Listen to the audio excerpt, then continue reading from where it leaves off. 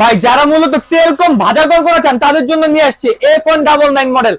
বাংলাদেশে এই প্রথম যেইটা আপনার যেই ড্রোন ক্যামেরা আপনার উপর নিচে আপনার মুভিং হবে প্লাস ডান বামে মুভিং হবে, ঠিক আছে।